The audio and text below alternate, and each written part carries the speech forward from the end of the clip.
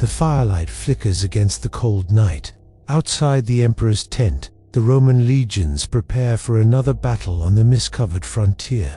Horses snort, soldiers sharpen their swords, and scouts whisper of enemy movements in the dark forests beyond. But inside, the emperor does not sleep.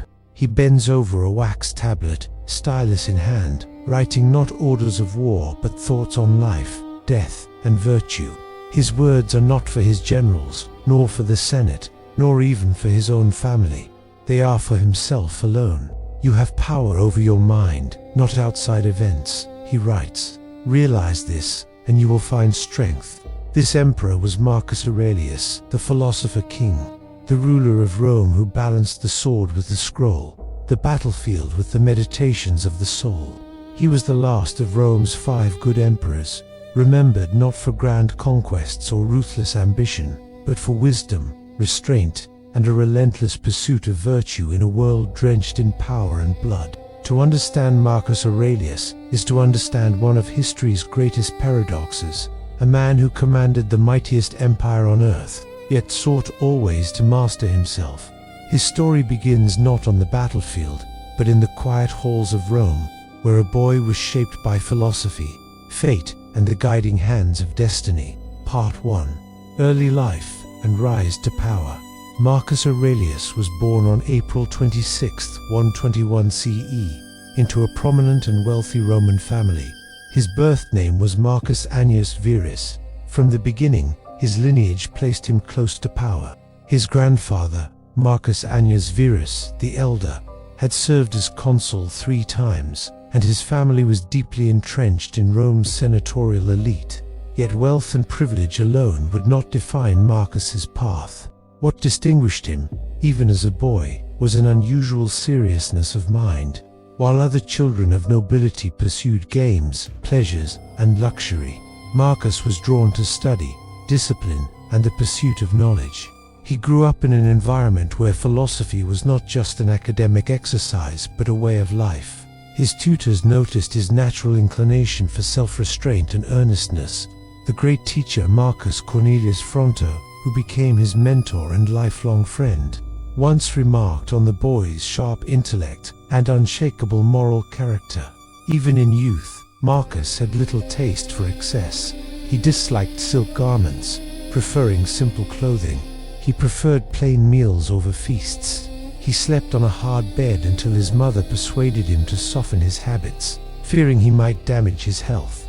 These early choices foreshadowed the man he would become.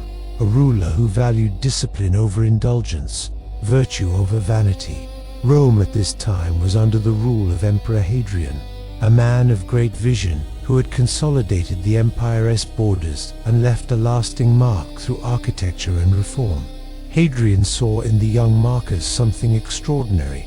Although Hadrian had no sons, he carefully arranged for succession to ensure Rome's stability. In 138 CE, as Hadrian's health failed, he adopted Antoninus Pius, a respected senator, as his heir, but with a condition. Antoninus must in turn adopt Marcus Annius Verus and another young man, Lucius Verus, securing the next generation of leadership. This decision would alter Marcus's destiny forever. He was no longer simply Marcus Annius Verus of a senatorial family. He was now Marcus Aurelius, heir to the imperial throne. Yet what is most remarkable is that this new path did not swell his pride. Instead, it deepened his sense of duty. He once wrote that the gods had guided his life, granting him good parents, good teachers, and the opportunity to learn virtue. He did not see his rise as a triumph of ambition, but as a test of character. Under the guardianship of Antoninus Pius, Marcus's education flourished. He immersed himself in philosophy, especially Stoicism, which would shape his worldview and guide him through the trials of rule. Stoicism taught that true happiness comes not from wealth, power, or pleasure, but from living in harmony with reason and nature. It emphasized self-control, the acceptance of fate, and the pursuit of virtue above all else. These ideas resonated deeply with Marcus. He saw in them a guide not only for his private life, but for the immense responsibilities he would one day inherit. As a student, Marcus was tireless. He studied rhetoric under Fronto, learning the art of persuasion and leadership. He explored law, history, literature, and military science. Yet philosophy remained his true passion. He devoured the works of Epictetus, a former slave whose teachings emphasized inner freedom and moral discipline. He admired Socrates, who chose death over abandoning his principles. These influences instilled in him a conviction that life's greatest struggle is not against enemies or rivals, but against one's own weaknesses, desires, and fears. His relationship with Antoninus Pius was central to his development. Antoninus ruled Rome for 23 years with stability, peace, and a dedication to duty that made him a model of leadership. He was patient, fair, and cautious, preferring diplomacy to war. Marcus admired his adoptive father deeply, later writing that Antoninus had shown him how to rule with calmness, modesty, and restraint. It was a living example of Stoic leadership, power exercised not with cruelty or ambition, but with responsibility and humility. Despite his philosophical leanings, Marcus was not detached from the realities of empire. He trained in the martial skills expected of a Roman leader. He learned to ride, fight, and command. Though his health was often fragile, plagued by illnesses and a frail constitution, he never shrank from duty. His discipline was such that he endured hardship with little complaint, embodying the Stoic principle that one must accept pain and difficulty as part of life's natural order. By the time Antoninus Pius died in 161 CE, Marcus Aurelius was fully prepared to assume the role of emperor, yet his first act upon accession revealed his character. Instead of ruling alone, he insisted on sharing power with his adoptive brother, Lucius Verus. This was unprecedented. Rome had seen co-emperors before in name, but rarely had one emperor voluntarily invited another to share authority as an equal. Marcus did so, not out of weakness, but out of principle. He believed in fairness, in honoring the arrangements made by Hadrian, and in ensuring stability for the empire. This decision, however, would also test him. Lucius Verus was very different from Marcus, less disciplined, more indulgent, fond of luxury and pleasure. While Marcus studied philosophy late into the night, Lucius enjoyed games, feasts, and the company of actors and entertainers. Yet Marcus tolerated these differences, working alongside his co-painter with patience and loyalty. He understood that ruling Rome required unity, even when personalities clashed. In these early years of his reign, Marcus Aurelius was already facing challenges that would demand both strength and wisdom. War loomed on the eastern frontier, where Parthian forces threatened Roman territory. At home, pressures mounted to maintain stability and manage the vast machinery of the empire.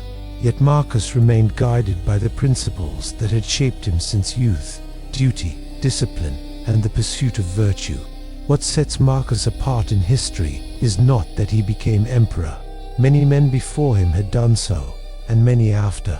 What makes him unique is the way he carried that burden. From the beginning, he viewed power not as a privilege, but as a responsibility. He once wrote, "Do not waste the remainder of your life in thoughts about others, when you do not refer your thoughts to some object of common utility."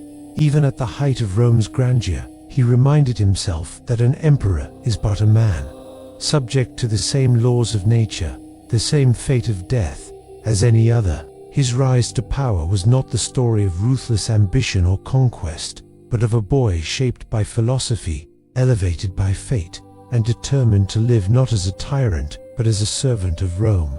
In Marcus Aurelius, the empire found a leader unlike any other, a ruler who would fight wars, endure plagues, and face betrayal, yet always return to the quiet wisdom of the Stoics, writing words that would survive long after his empire crumbled. The boy who slept on the hard bed, who preferred simplicity to luxury, was now the emperor of the world's greatest empire. But the true test of Marcus Aurelius had only just begun. Part 2. War on the Frontiers. Marcus Aurelius in the fires of conflict. The camera opens on a bleak landscape. The forests of Germania stretch endlessly under grey skies. In the distance, the muffled sound of war drums. Then his voice, calm, reflective, yet heavy with sorrow. Life is war, both the war within and the war without. Such was the fate of Marcus Aurelius, the philosopher-emperor, who found himself crowned, not in peace, but in fire. The Eastern fire, Parthia, awakens. No sooner had Marcus ascended the throne in 161 AD than the empire was tested. From the east came whispers of rebellion. The Parthians, Rome's ancient rivals, struck at Armenia, tearing open Rome's carefully guarded frontier. Marcus sent his brother and cumberer, Lucius Verus, to meet the challenge. The legions marched eastward, banners snapping in the desert wind, swords gleaming in the sun. For a time, victory was theirs. Cities fell, Armenia was retaken, and Rome's might seemed unbreakable. But victory carried poison. From the east, the legions brought back not only spoils, but death itself, the Antonine Plague. A sickness Rome had never seen before, sweeping across the empire like a dark tide. Temples filled with the dying, streets with the wails of families burying their loved ones. Some historians claim a quarter of Rome's population perished. Soldiers, citizens, slaves, nobles' death spared no one. The empire shook, its strength drained, its people broken, and in the heart of it all sat Marcus Aurelius, Stoic, a man who whispered to himself in the silence of the night, "Do not fear death, it is nature's way. To rage against it is to rage against the universe itself." A new enemy rises. While Rome struggled with plague, danger stirred in the north. The Germanic tribes, the Marcomanni Quadi, and others saw opportunity. Hungry, desperate, united by Rome's weakness, they poured across the Danube. This was no mere raid, this was invasion. Villages burned, Roman outposts fell, and panic spread across Italy. For the first time in centuries, the northern barbarians threatened Rome itself. Marcus did not send another to fight in his place. He donned the armor of an emperor and marched. Imagine him, not a young Caesar seeking glory, but a philosopher-king, grey with care, riding at the head of the legions. He lived as his soldiers did, sharing their tents, eating their rations, enduring their hardships. No velvet cushions, no golden feasts, only mud, steel, and resolve. To his men, he was not a distant ruler, he was their general. War without end. The Marcomannic wars dragged on for years, battle after battle, forest after forest. The Danube frontier became a graveyard of men and empires. We picture the clash, Roman legions with their disciplined formations, shields locked, advancing in steady rhythm. Germanic warriors charging with fury, axes swinging, war cries echoing through the trees, blood and snow mingling underfoot. Rome won battles, but victory was costly. Gold poured out of the treasury, cities emptied to supply soldiers. The plague still claimed lives in the rear. The empire bled slowly, painfully, and yet Marcus endured.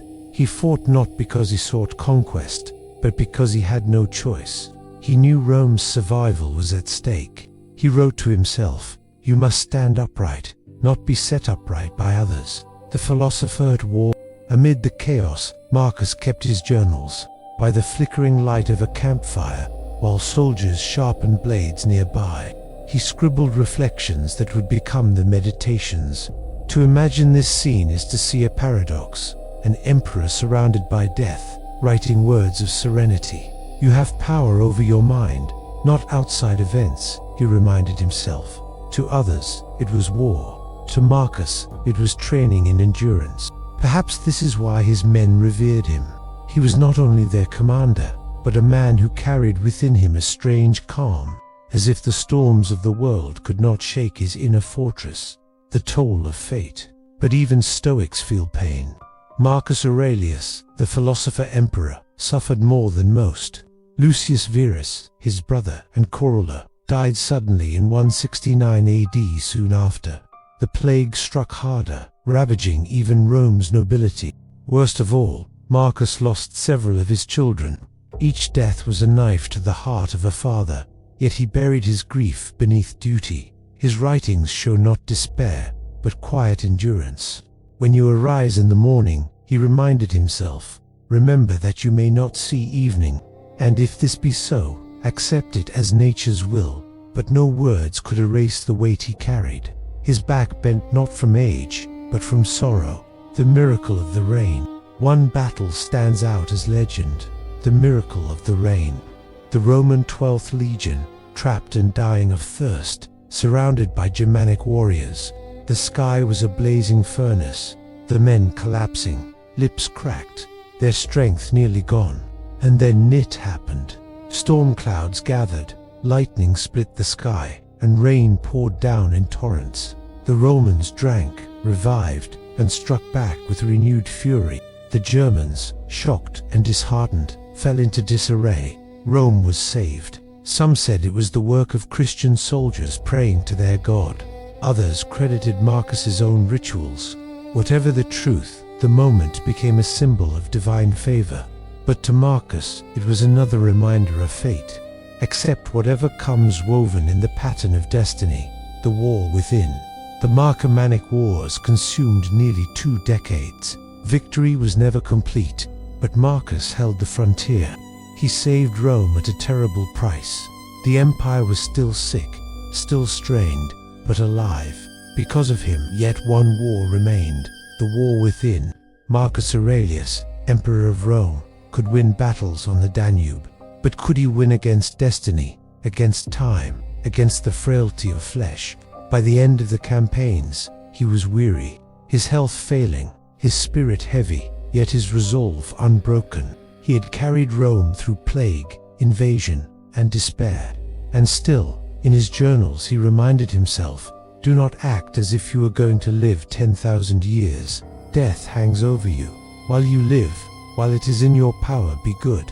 So we see him, Marcus Aurelius, not in marble, not in triumph, but in the mud and blood of war. A man who led Rome through its darkest hours. A philosopher who endured the cruelty of fate. The wars had changed him, they had aged him, but they had also revealed the heart of his philosophy. Stoicism was no ivory tower theory. It was a shield, hammered on the anvil of battle, tested in fire, proven in grief. And yet, the story of Marcus Aurelius does not end here. For the greatest test of his reign would not come from the battlefield, but from within his own family and the legacy he would leave to Rome. Part 3. The Last Emperor of the Golden Age. The screen opens with a lone figure standing at the edge of a battlefield. The sun sets behind him, red as blood. His armor is worn, his face carved with sorrow. This is Marcus Aurelius, the philosopher-emperor, at the twilight of his reign. Rome had endured plague, war, and sorrow, but the empire still stood. And at its heart was one man, an emperor, not crowned by triumph, but by sacrifice. The final campaigns. By the 170s AD, Marcus Aurelius had beaten back the great invasions that once threatened Rome itself. The Marcomannic Wars raged on, but slowly, painfully, Rome regained the frontier. The legions marched deep into Germania, pushing the tribes back into their forests. It was brutal work. Villages burned, warriors slain, children and women taken captive. Rome's victory was not clean. It was survival, carved in blood. Yet Marcus did not glory in conquest. His writings reveal a man haunted by the endless cycle of war. He wrote to himself, "What is a human life? Smoke, dust, ashes, a shadow that vanishes." Still, he pressed on, because he believed Rome's future depended on it. In his vision, the defeated lands beyond the Danube would become a new Roman province. Germania, tamed and settled, would serve as Rome's shield. He dreamed of securing the frontier, not just for himself, but for generations to come. But fate, as always, had other plans. The emperor and his son. Even as Marcus fought to secure Rome, he faced a battle of another kind, the question of succession. He had lost so many children to sickness and plague. Only one son survived into adulthood, Commodus. Marcus loved his boy, but he saw in him a dangerous weakness. Where Marcus was disciplined, Commodus was reckless. Where Marcus endured hardship, Commodus sought pleasure. The son was not the father, and yet Marcus could not escape blood. Rome had seen enough civil wars, enough generals tearing the empire apart for power. By naming Commodus as heir, Marcus hoped to secure peace, to avoid another Rubicon, another Caesar. So Commodus was elevated as co-emperor, riding beside his father in war. Soldiers cheered the young prince, but in their hearts they knew he lacked his father's fire. Marcus must have known too, but he hoped, perhaps prayed, that the empire and his philosophy would guide his son where discipline could not. The emperor weary. By 175 AD, Marcus was tired. Decades of war, grief, and plague had worn him down. His face was thin, his eyes heavy, but his resolve never wavered. Even when the general Avidius Cassius rebelled in the east, proclaiming himself emperor, Marcus did not rage. He prepared to march, calmly, methodically. But Cassius was assassinated by his own men before Marcus even arrived. And in an act that shocked the world, Marcus forgave Cassius's family. No purges, no vengeance. He believed cruelty bred only more cruelty. Rome watched, stunned, as the emperor showed mercy where others would have drawn blood. In that moment, Marcus Aurelius was not just Rome's general, he was its conscience, the shadow of death. The wars dragged on into the 170s. Rome won victories, but the emperor's health began to fail. Fever gripped him, his body weakened by years of exhaustion and grief. By 180 AD, Marcus Aurelius marched once more to the frontier. The Danube was still restless. The tribes were not finished, and though sick, coughing, and pale, Marcus refused to stay behind. He traveled with the legions to Vindobona, modern Vienna. There, surrounded by soldiers who had fought with him for decades, Marcus Aurelius faced his final days. He knew the end was near, and so, as he had done his whole life, he turned inward. His last writings are filled with acceptance. Do not act as if you were to live 10,000 years. Death is upon you. While you live, while it is in your power, be good. For Marcus, death was not defeat. It was nature. It was the closing of a circle.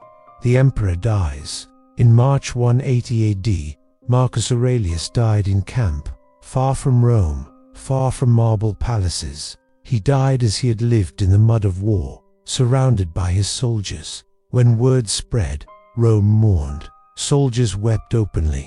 Citizens filled the temples with offerings. Even the Senate, often bitter toward emperors, bowed its head in respect. For Marcus Aurelius was not just another emperor. He was the last of the 5 good emperors. After him, Rome would never see the same glory. The legacy of Commodus, his son Commodus inherited the throne. At first, the empire breathed in relief. Continuity meant stability. But soon, the cracks showed. Commodus abandoned his father's campaigns, signed peace with the tribes, and rushed back to Rome to bask in luxury. Where Marcus had lived simply, Commodus indulged in excess. He saw himself not as a philosopher-king, but as a gladiator emperor, fighting in the arena, cheapening the dignity of Rome itself. The Golden Age ended. The empire began its slow decline, and yet Marcus had known this was possible. Perhaps he accepted it, as he accepted all things, as part of fate. He could not control the future. He could only live rightly in the present. The immortal voice. What survives of Marcus Aurelius is not only his memory as a ruler, but his words. His private journal, the Meditations, was never meant for the world, and yet it became one of the most treasured books of philosophy in history. We read his words, and we feel the weight of a man who ruled the greatest empire of his time, yet never ceased to be human. He reminds us, if you are distressed by anything external, the pain is not due to the thing itself, but to your judgment of it, and you have the power to revoke this at any moment. His lessons echo through centuries, whispered in classrooms, read in moments of crisis, studied by leaders and soldiers alike. Marcus Aurelius proved that even in the fires of war, the soul can remain unshaken, that even in grief, one can find peace, that even in power, one can remain humble. So ends the life of Marcus Aurelius, the emperor who never sought glory, yet became immortal. He fought wars not for conquest, but for survival. He ruled not with cruelty, but with compassion. And he faced death not with fear, but with acceptance. Rome would decline after him. The Golden Age was over, but his legacy, his philosophy, his quiet strength, these outlived marble, outlived empires, outlived time itself. The screen fades to black. A single voice remains. Remember, you may leave this life at any moment. Let that determine what you say, what you think, and what you do. For in the end, what matters is not the empire you build, but the soul you shape.